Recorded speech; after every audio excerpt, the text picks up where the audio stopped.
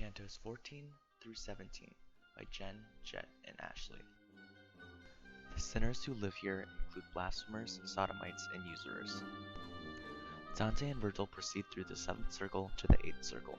They are in the lower hell, where sinners of malice live. The sinners were all placed together because they all, in some way, subvert the proper meaning of the act. The blasphemers made language redundant by defaming God, whereas the true purpose of language was to praise him. The sodomites subverted the act of copulation by making the action sterile, because the purpose originally was to make children.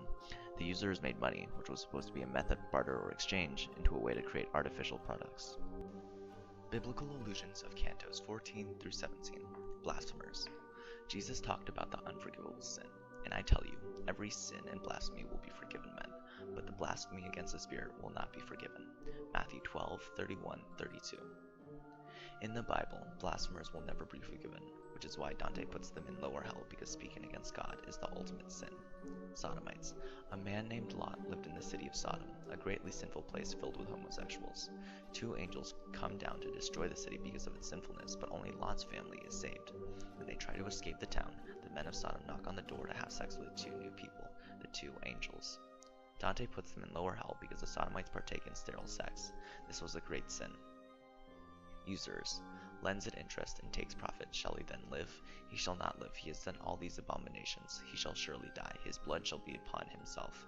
Ezekiel 18:13. In the Bible, usurers are terrible people who profit by giving hardships to others, and they are harshly judged. This is why Dante placed them in lower hell. Canto information. Dante and Virgil exit the forest and enter the next round of hell. There, they see a plain of burning sand and fire rain that falls continuously. The sinners are naked, crying, and miserable. Some were sitting, some were forced to lay on the burning sand. All were being showered by fire rain. Virgil explains to Dante that this part of hell is for blasphemers, sodomites, and usurers. Among the souls, they see Capaneus enraged over the treatment he receives. Then they see the old man of Crete.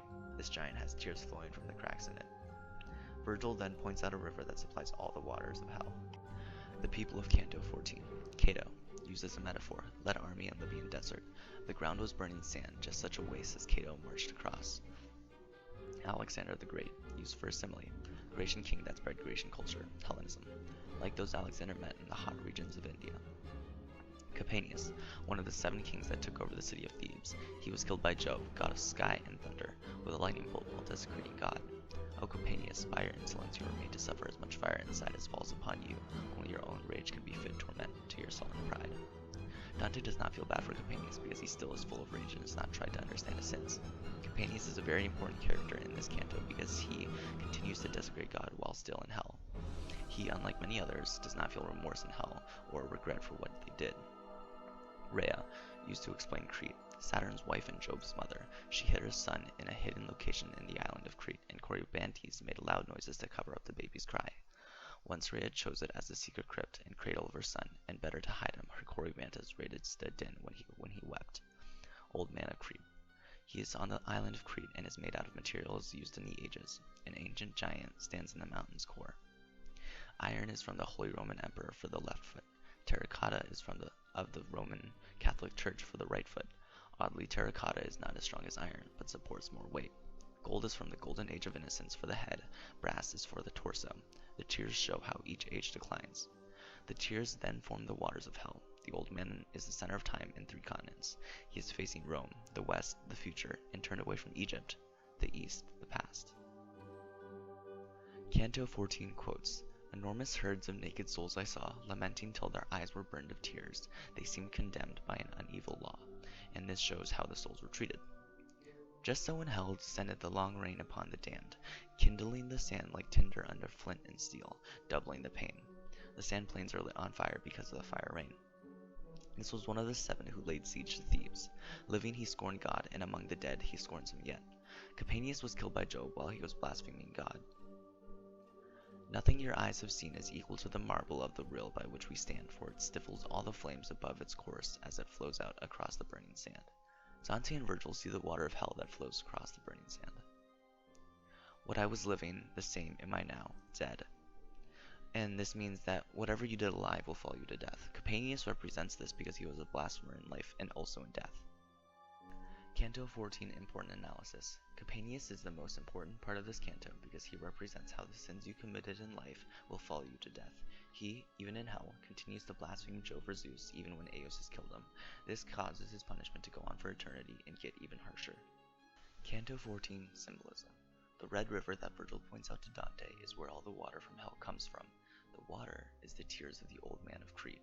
The blood-like color symbolizes how his heart bleeds for the sins that ruined mankind, or how Christ has suffered from the sins of mankind. Circle 7, Round 3, The Violent Against Nature. Canto 15. Virgil and Dante have crossed the stream from the previous destination and enter the second zone, where they walk through the sodomites that must walk under the rain of fire. Dante recognizes his master, Brunetto Latini, from the crowd of sinners and engages in a talk with him. Latini provides Dante with predictions, but Dante dismisses his predictions and moves on. Canto 15, Characters and Settings. Francesco di Accorso, a Florentine scholar. Servant of servants, Boniface VII. Dante's enemy, Arno, river in Tuscany, and Baciglione, river in Italy. Canto 15, Important Analysis. The most significant moment in the canto is the meeting between Dante and Ser Brunetto. Ser Brunetto is Dante's dead mentor. Dante uses you to address Ser Brunetto. Dante uses this respectful form of address only towards Brunetto.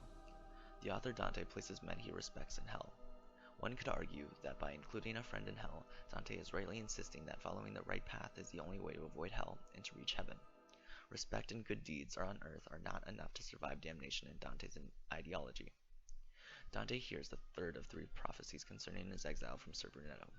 Dante shall be hungered for on both sides. Both political parties want to destroy him. Symbolism of Canto 15. Rain and fire and the scorching sand. They all symbolize sterility and unproductiveness. The rain especially. The rain gives life, it waters the soil, but sodomy turns sex into something sterile and superfluous. Canto 15 Important Quotes. Follow your star, for if in all the sweet life I saw one truth shine clearly, you cannot miss your glorious arrival. The stars symbolize fate. Brunetto is telling Dante to follow his fate because Dante will find what he's looking for. Let fortune turn her wheel as she pleases, and the countryman his spade. This is Dante's response to Brunetto. He is basically saying that he's prepared to let destiny take its course, and that he won't try to interfere. In brief, we all were clerks and men of worth, great men of letters, scholars of renown, all by the one same crime, defiled on earth. Brunetto is telling Dante that all the sodomites on this level were people of respect and worth, and that he's frustrated that sodomy was the one crime that defined them all. Remember mine treasure, in which I shall live on, I ask no more. Brunetto asks Dante to remember his book as a way of immortalizing himself. Circle 7, Round 3, The Violent Against Nature and Art. Canto 16. Dante and Virgil approach a waterfall near the end of the third circle, and three shades walk up to Dante and Virgil, ecstatic. Once the shades approach, they're excited to see Dante wearing his Florentine clothes. Virgil tells Dante to respect the three shades. The shades are covered in wounds because their punishment is forever walking in fire rain. They walk a circle around Dante. He realizes who they are. It makes him sad because they were very important people of Florence. The shades leave and run back into the fire rain. Virgil asks Dante for his belt because the lake is making a lot of noise. Virgil takes the cord and throws it into the lake. Something emerges from the lake. The people of Canto 16. When Dante first sees them, he takes a while to remember who they were, but when he does, he realizes they were all the heroes of Florence, and it was disappointing to see them suffering in hell. All of them wanted to know the well-being of Florence. They still cared about Florence, even though they were dead. One of them told Dante to live forever in his writings. Canto 16 quotes, We paused, and they began their ancient wail over again, and when they stood below us, they formed themselves into a moving wheel. The punishment was walking forever in fire rain, and because of that, the shades could not stop to talk to Dante. For these are souls to whom respect is due. This peeled and naked soul who runs before me around this wheel was higher than you think there in the world, in honor and degree. And this shows how, even though these are sinners in lower hell, Dante and Virgil still respect them. I had a cord bound round me like a belt, which I had once thought I might put to use to snare the leopard with a gaudy pelt. The cord was never mentioned before, but the leopard was. He intended to use this cord to snare the leopard. He bent far back to his right, and throwing it out from the edge, sent it in a long arc into the bottomless darkness of the pit, a shape to astonish the most doughty soul, a shape like one returning through the sea from working loose and anger run afoul of something on the bottom. So it rose, its arms spread upward and its feet drawn close. Virgil throws Dante's cord into the lake makes weird noises, and something rises. Canto 16, Symbolism and Analysis. Jacopo recommends to Dante to become famous and immortal by writing, "What you do in life, no matter how good you are, will follow you through death. All the shades were war heroes and good people, but nonetheless were in hell for sodomy." Notice how even in the afterlife, the shades and Dante feel a very significant attachment to their local home in Florence. Canto 17, the violent against art and Geryon. When Dante talks about the violent against art, he means the violent against artisanship. Dante and Virgil climb onto the back of the Geryon, a creature that represents the corruption of human nature. The poets ride on Geryon across the river to see the sinners. Dante meets the users, people who are violent against art. Their eyes well with tears, and they carry heavy purses around their necks. He recognizes many famous crests from Florence, but leaves in fear of angering Virgil for taking too long. Dante fears the beast, but mounts him anyway. The Geryon lets them fly off at the bottom of the pit near the 8th circle, and flies away swiftly, relieved the weight of the poets. The people of Canto 17, Tartar or Turk, the most famous weavers of Dante's time. Arachne, a famous weaver from Greek mythology who was said to have even challenged Athena. Phaeton, the son of Apollo who attempted to fly the sun chariot and lost control, and so Zeus had to strike him down to protect the worlds. Icarus, the son of Daedalus who escaped from Crete by flying wax wings, but unfortunately fell into the ocean from flying too close to the sun. Geryon, a monster who Dante and Virgil ride around the 7th circle. The Geryon is a mythological beast that embodies the corruption of appetite, will, and intellect. It's a creature with the face of an innocent man, the body of a wyvern, and the tail of a scorpion. Canto 17, people continued. Although these people were never specifically named, their crests were described. Canto 17 quotes, "Now see the sharp-tailed beast that mounts the brink. He passes mountains, breaks through walls and weapons. Behold the beast that makes the whole world stink." This is the description that Virgil gives to the Geryon. Their eyes burst with grief, their smoking hands jerked about their bodies, warding off now the flames and now the burning sands. This is a description Dante gives to the sinners. But no sooner had I settled where he placed that he, my stay, my comfort, and my courage in other perils gathered and embraced me. As Dante climbs back onto the Geryon, the initial moment of fear disappears and he grows courageous. As a flight-worn falcon sinks down warily through neither bird nor lure has signaled it, the falconer crying out, "What, spent already?" Dante compares the Geryon to a falcon. Canto 17 analysis. Geryon is an important symbol to recognize. The 8th circle is for the fraudulent. Geryon is a symbol of fraud. It's important to note that the users, once famous nobles from Florence, now act barbaric. Dante even compares one of them to an ox. The purses that the users have reference Tantalus, whose punishment was to be surrounded by delicious foods but unable to eat anything. The users have bulky purses strung around their necks, but they were unable to get them. The punishment of the users was to sit and try to ward off the winds that carried fire and sand. The punishment fits the crime because the wind is like the debt of the people the users scammed. They try to block the winds, but it's futile. Dante's attitude to the users is dislike. Big concept. The 3 sinners are the blasphemers, the sodomites, and the usurers.